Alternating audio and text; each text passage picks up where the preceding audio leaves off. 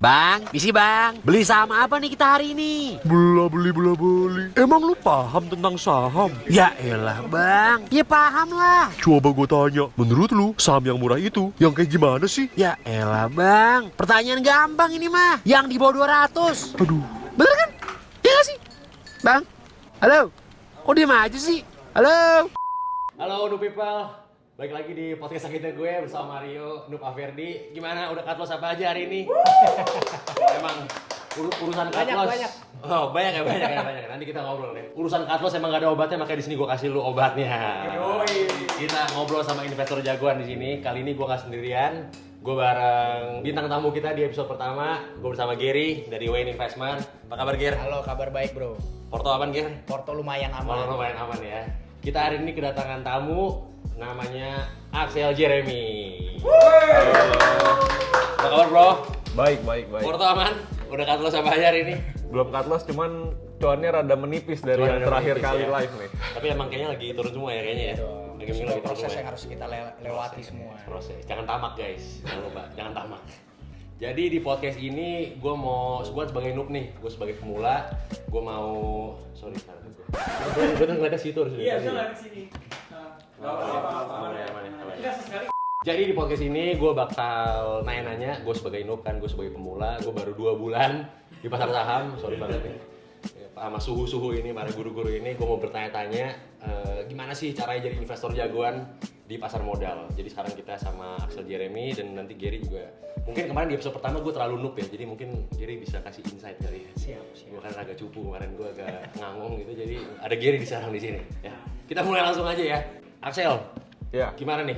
Pertama kali masuk ke dunia saham itu tahun berapa dan udah berapa lama berkecimpung di pasar modal? pertama kali masuk saham, beli saham itu 2019 pertengahan, Udah pernah. zaman kuliah. Oke. Jadi waktu itu gue di-sharingin sama dosen mata kuliah gue tentang saham, tentang investasi. Jadi waktu itu gue iseng-iseng abis kelas nanya-nanya, Pak ini gimana cara mulainya? Dia bantuin buat daftarnya gimana, zaman-zaman daftarnya itu masih suruh ngeprint formulir, suruh isi manual pakai bolpen tuh. ya. Sekarang kan semua udah dari HP full tuh. Iya. Daftar, terus waktu itu belinya asal karena waktu itu satu kalimat yang gue inget tentang saham itu, beli saham yang lu tahu perusahaannya. Oke. Jadi yang gue tahu ya, yang gue suka lewat BRI, terus Ace Hardware, ya gue beli yang kayak gitu-gitu lah, tanpa gue ngerti dalam-dalamnya. Jadi gue waktu itu cuma tahu doang, tapi nggak kenal. Jadi sesimpel itu gue beli, udah gitu doang. Nggak ngerti harga, nggak ngerti fundamental, nggak ngerti teknikal, pokoknya asal beli. BRI segini beli, Ace Hardware segini beli, udah sesimpel itu doang. Pokoknya ya yang perusahaan yang lu tahu lah namanya, yang Iya. lu sering lihat. Sering lewat di lu mall, beli. ya. Jadi dulu prinsip itu nggak Gir? Ya emang benar. Menurut gue setuju karena kalau dalam lu kalau belajar investasi itu selalu advice awalnya adalah ada namanya circle of competence. Iya.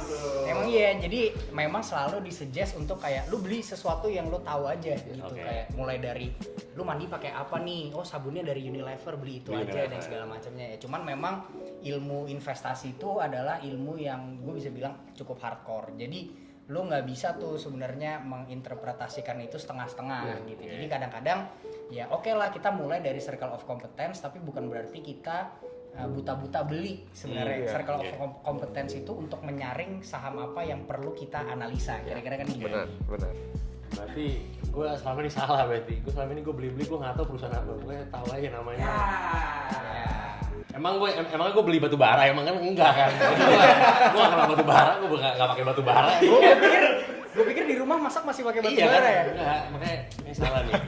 Tadi ngomong-ngomong beli saham harus yang lu kenal gitu kan ya? Gue mau tes lu dulu, Bro Axel. Kan lu kan Asik banget ya orang-orang Iya. belakangnya. Sekampung. Kan di sini kan kita di Stockpick ini kan kita melabel lu sebagai investor jagoan. Oke. Gue mau tes lu dulu, pengetahuan lu. Mungkin Giri juga boleh ikutan nih. Giri kalau tahu mungkin battle aja kali ya. Siapa yang lebih jagoan nih? Enggak lah, jangan Jangan battle ya. Jangan battle ya. Gue mau tanya nih, jadi kan banyak tuh. Ada berapa saham Pak narasumber? 5. Bukan saham. Di pasar modal. Di pasar modal. Menurut saya berapa? 700-an. 700-an kan. Gue mau ngetes. Lu bisa tahu nggak nama perusahaannya? Jadi misalnya kan Goto kan singkatannya Gojek Tokopedia gitu. Iya. Goto. BCA kan gue nggak tahu BCA. Rahasia. Kan gue mau tes dulu nih. Oke. Saham-saham ini ya. Yang pertama, Oke. Bfin. Bevir. Perusahaannya apa namanya? B Finance. Gue nggak tahu bener atau enggak. Karena tadi ini request dari dia. Enggak, ambilnya BFI Finance bro, BFI BFI. Finance. Nah, ini. Tapi di tag lagi aja yang dia tahu. Oke. Ya kan gitu. Yang pertama gue tanya ke Bro Axel, Bfin apa? BFI Finance. Betul. Ya. Sekarang kita mulai ke yang agak-agak yang mungkin ini nggak tahu ya. Doji. Kalau BP apa? BP. Wah. Gak tahu kepanjangannya. Bro Giri tahu Bro Giri BP? BP itu Badan Intelektual. Udah BP. Apaan nih sih BP ya? BP apa? Pak, narasumber. Iya. Wah ini konyol nih. Astrindo Nusantara Infrastruktur. Ini kenapa jadi BP? Kenapa nggak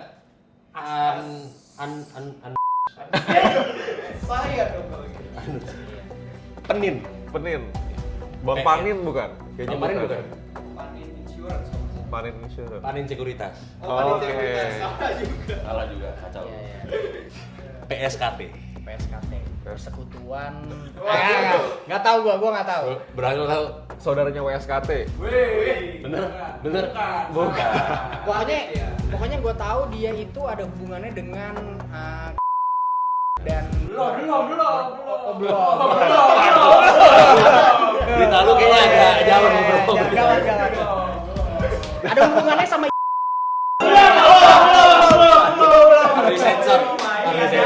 Harus disensor nih. Oke, sorry. Terakhir ya.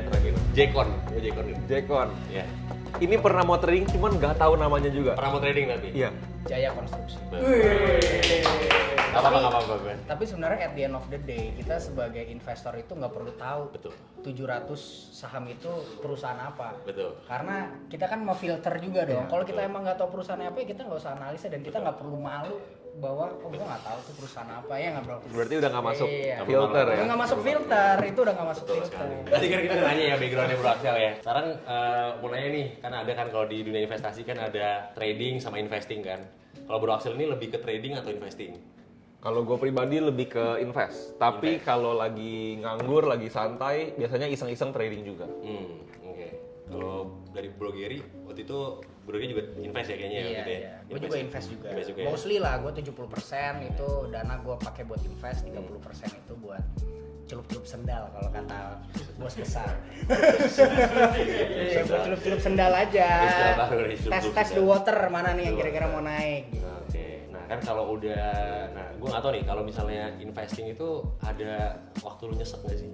Kan kalau trading kan mungkin ini gue nggak tahu kok bener gue ya kalau gue salah ya. Kalau trading kan mungkin kayak jangka waktunya lebih pendek kali ya. Iya. Kalau investing kan lebih lama. Kalau di investing itu ada nggak sih cerita-cerita yang nyesek gitu? Cerita-cerita yang bikin lu kayak loss berapa banyak atau nggak mungkin kayak harus cut loss gitu? Ada nggak sih kalau di investing? Pasti ada sih. Pasti ada. Tetap ada sih. Boleh ceritain nggak? Boleh. Kalau gua di investing itu sebenarnya bukan masalah sahamnya jeblok hancur atau gimana ya. Karena kan kalau kita invest pasti udah dikorek-korek dulu lah. Bagus jeleknya dalamnya. Kalau jelek nggak mungkin kita masuk dong. Betul. Cuman nyeseknya kalau di invest itu lebih ke, kan kalau invest kita ngomong jangka panjang ya. Kita nggak tahu pas kita beli dia langsung bakal naik apa enggak. Entah naik pelan-pelan atau naik cepat, kita nggak tahu apa dia turun dulu. Biasanya dulu kalau yang gue paling nyesek kalau invest itu, dia sahamnya bagus, perusahaan bagus, kemungkinan buat naiknya tinggi. Cuman gue masuk kecepatan atau gimana, udah nggak ada cash lagi, pas dia turun, gue nggak bisa average down. Jadi nyesek lihat harga semurah ini tuh kayak, wah kok gue nggak belinya di sini aja gitu loh. Harusnya gue masuk setengah dulu, harusnya gue gini. Jadi penyesalan muncul gitu kan. Tapi kalau sampai yang harus cut loss sampai rugi enggak sih, lebih ke nyesek. Aduh, harusnya gue bisa untung lebih gede nih. Lu udah pernah melihat angka yang lebih gede gitu kali ya? Iya. Itu kali ya? Soalnya gue sering tuh kayak gitu, misalnya gue walaupun gue baru 2 bulan nih, tapi gue merasakan nih kayak gue kayak belinya misalnya kayak 100, bisa di harga 100 gitu. Terus tiba-tiba dia tuh dapat info ada saham lain nih yang lebih menggiurkan. Gue pindah ke situ, nah terus habis itu Nggak taunya naik. saham yang tadi gue lepas itu dia naik gitu kan. Iya, Mungkin kayak gitu kali ya. Misalnya kayak ngelihat seharusnya gue stay aja, Iya. iya nggak sih, bener nggak sih? Sama-sama ngeliat, aduh gue bisa cuan lebih gede nih. Bisa lebih gede Iya. ya. Semuanya pernah mengalami seperti itu ya. Yang di belakang mungkin pernah mengalami. Sering ya. Baru kemarin ya. Oke, gue melanjutkan pertanyaan yang ini tadi nih tentang penyesalan di investasi nih bro. Menurut lo investasi itu kan modalnya tuh lebih ada modal tambahan kalau dari trading yaitu waktu. Ya. Nah lo pernah nyesel nggak sih kayak wah gue ngehold fundamental bagus semuanya menurut lo menarik tapi lo udah pegang lama tapi sahamnya nggak naik-naik. Iya. Gitu lo pernah nggak ngalamin hal kayak gitu? Sering sih kalau di Iya kan? investasi sering sih. Iya iya. Dia Contohnya apa? nih pernah diceritain nggak kira-kira lo ngalamin hal itu tuh gimana? Beberapa kali sih. Yang gua inget lumayan jelas itu zaman-zaman Covid baru, setelah Covid IHSG baru naik lagi. Yes yes. Itu kan bank-bank besar murah semua ya. BCA, BRI murah semua. Waktu itu gue megang BRI dari 2.600. Gue tungguin balik ke 4.000 tuh lama banget. Kan BRI tempat main paling seringnya 4.000, 4.400 gitu kan. Gue nungguin lama banget. Gue nyampe 3.300, ya udah untung sih sebenarnya. Gue jual, aduh gue nggak sabar, gue cari saham lain lah, gue pindah ke yang lain. Terus gak lama dia balik ke 4.000. Aduh.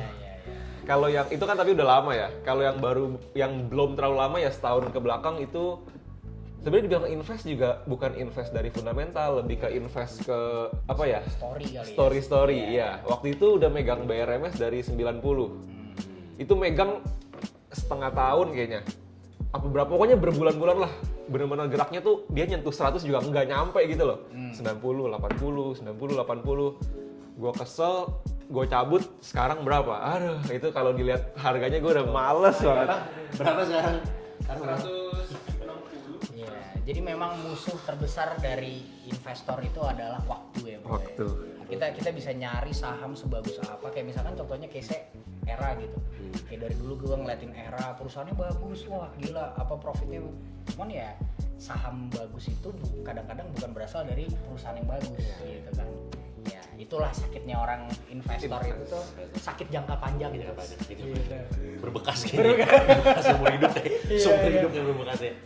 Nah terus kalau misalnya kayak kan gue kan sebagai seorang noob nih, tadi kan udah kayak cerita tentang kayak apa dulu pernah ngeliat saham naik lah saham ini. Tapi Bro Axel sendiri kalau gue boleh tanya pernah nggak dulu merasakan beggar? Udah pernah belum? Beggar jujur kalau bener-bener yang invest masuk banyak, bener-bener gue yakin nih ini saham bagus sampai beggar belum pernah. Belum pernah. Tapi pernahnya yang masuk iseng, Tiba-tiba masuk duit jajan gitu, beggar ada. Oh pernah. Kalau yang buat invest belum pernah yang wah gue masuk 20%, 30% dari Porto, dia 100% belum pernah sampai sekarang. Kalau Soalnya nggak sabar itu sih. udah coba mau ini Tapi aja. kalau menurut lo nih definisi beggar tuh lo harus untung berapa persen sih buat lo dapet beggar tuh? Kalau beggar di otak gue 100%. 100% udah beggar. Kalau multi beggar baru yang 200, 300 dan lain-lain. Iya iya. Setuju sih. Kalau gue beggar kayaknya cukup 10% juga. Mungkin beggar dalam konteks yang lain, pengemis. Iya. Kantongnya beda-beda kan. Mungkin kantong gua kantong kresek kecil mungkin dari Indomaret, gua nggak tahu kan. Nah, beggar juga kan, tas juga kan. Iya iya iya. Nah, terus habis itu kalau boleh gue tanya, tahu nggak sih caranya? Maksudnya ini mungkin pertanyaan yang ini ya sangat cetek sekali ya. Cara dapat beggar tuh gimana sih? Oke. Mungkin tahu nggak?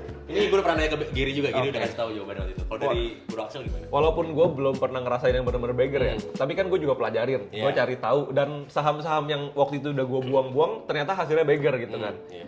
Jadi yang pertama udah pasti sabar sih. Hmm. Itu satu udah paling penting sabar. Mau saham sebagus apa balik lagi kalau kita nggak ada waktunya nggak sabar ya udah nggak akan bisa gitu. Tapi kalau buat kriteria sahamnya dari yang udah gue lihat-lihat selama ini yang beggar-beggar itu udah pasti dia harus punya story. Iya. Dan story-nya jangan story jangka pendek yang cuman oh sebulan habis itu hilang. Jangan. Kalau bisa 6 bulan, setahun. Nah, biasanya jadi dia ada waktu buat naiknya gitu kan. Yes.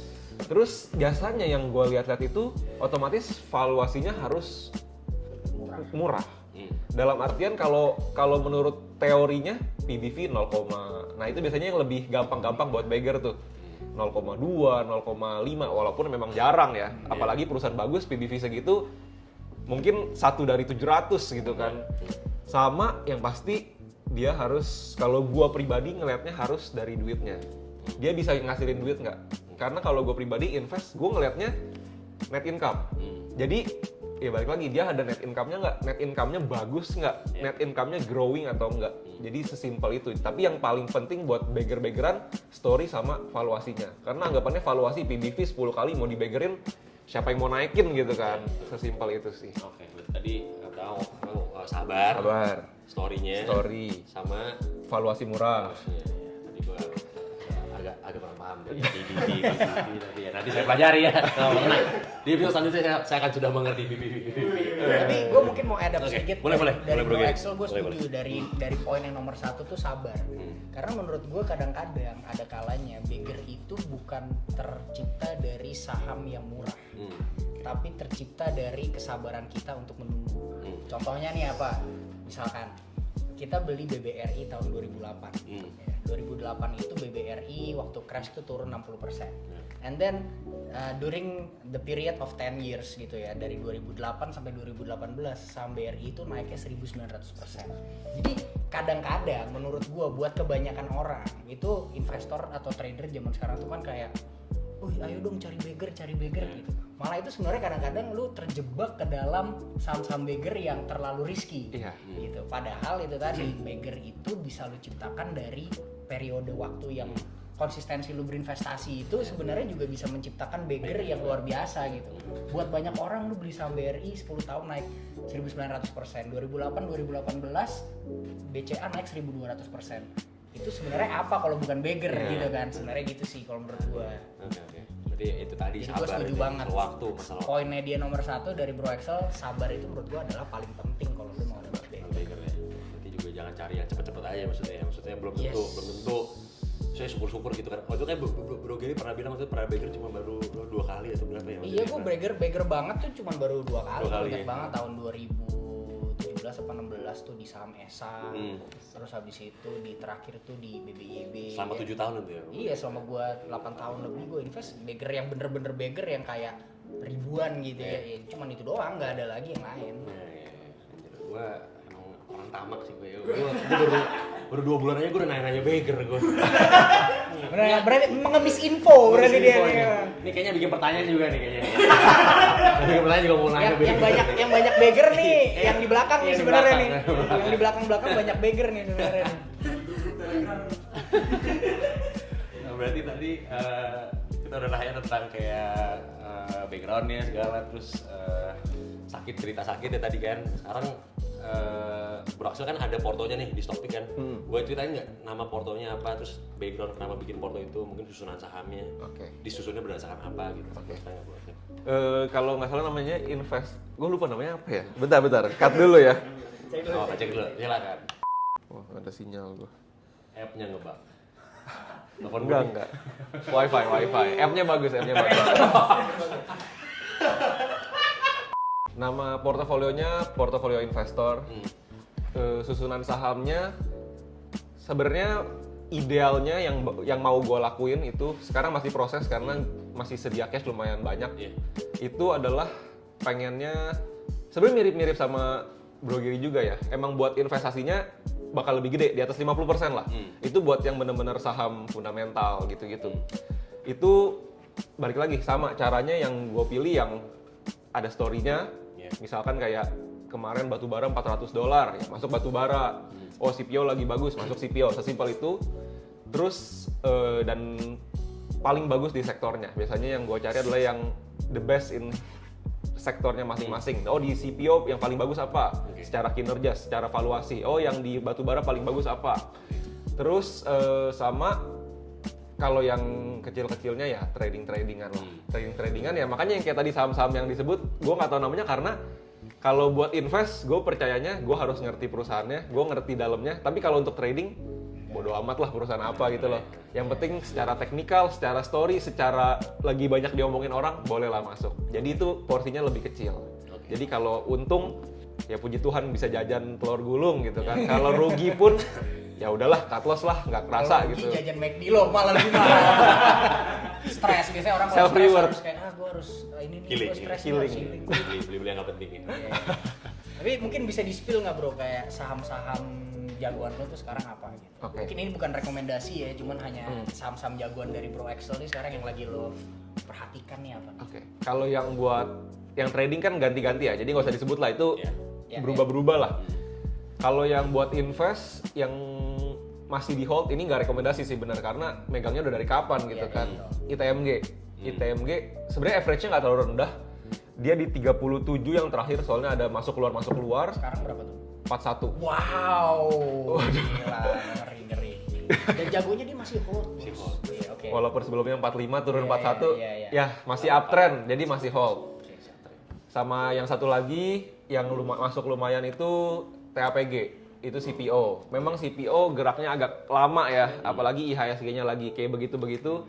Jadi sabar aja. Average 700, tadi pagi kalau nggak salah cek 650. Ya udah, namanya investasi, turun masih ada cash buat sedia. Masih banyak cash. Kayak gitu. Iya, karena cashnya kemarin disediain kalau nggak salah masih ada 60% habis jual beberapa.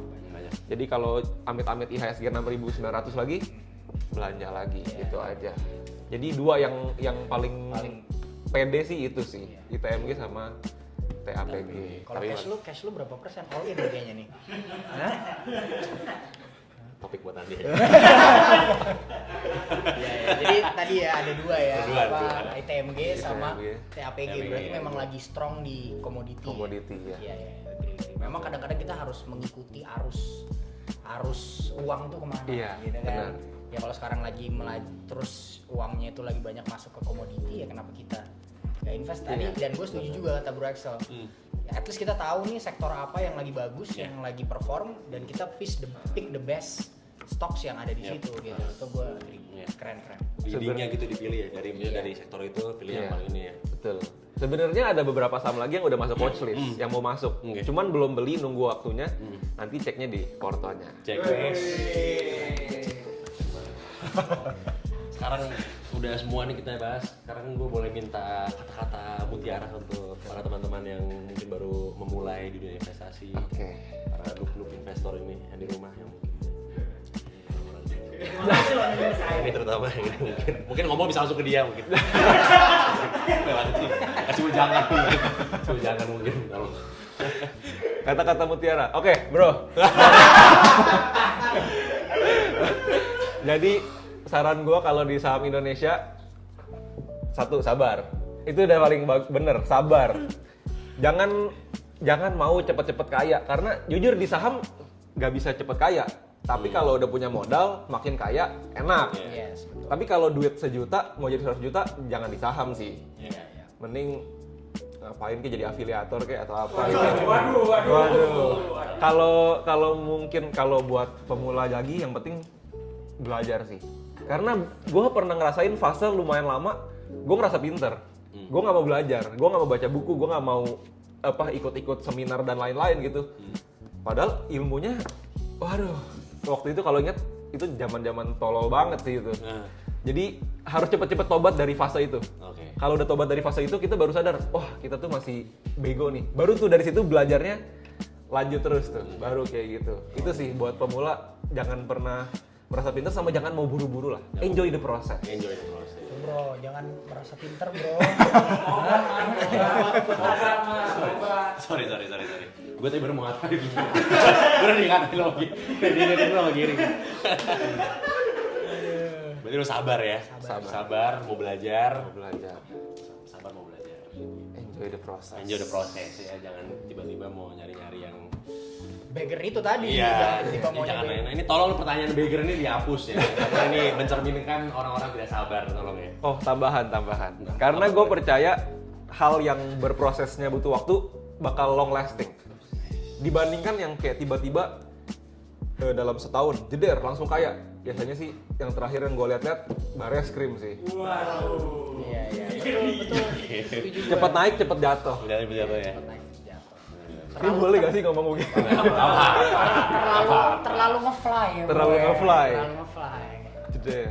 Kayaknya semua udah kita tanyain ya. Bro Gary mungkin ada yang mau ditanyain lagi Bro Gary. Kata-kata mutiara dari Bro Gary. Mungkin Bro Gary ada kata-kata mutiara. Kata-kata mutiara. enggak Terakhir sih, gua waktu itu sama-sama aja ya. Nggak Pokoknya ada. kalau gue intinya ya ya sama, investasi itu butuh proses, butuh waktu, butuh belajar. Iya. Karena orang kalau nggak banyak belajar dalam investasi, lu nggak punya logic. Iya. Lu mau jago technical, jago fundamental, kalau logiknya lu nggak ada, apa juga yang mau lu analisa. Iya. Jadi itu sih menurut gue. Jadi lu harus banyak belajar supaya lu aware gitu Iya, dengan kondisi investasi. Oke. Setuju banget.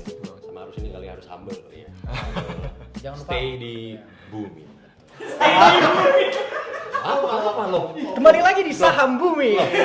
Tetap down to earth. To bumi.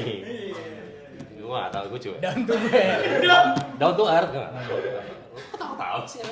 Karena di atas masih banyak yang lebih dewa-dewa ya. Nah, betul ya. Dewa. Santai aja ya. Down to earth guys. Ya udah oke, kita tadi semua udah ditanyain dan gue kayak juga udah belajar cukup banyak dari Bro Excel dan juga Bro Gary. Sekali lagi thank you banget Bro Excel udah Thank you. menyempatkan waktu hadir di sini ngomong-ngomong sama kita. Semoga portonya semakin melaju kencang ke atas. Amin ya. Gue Mario Nup Averdi.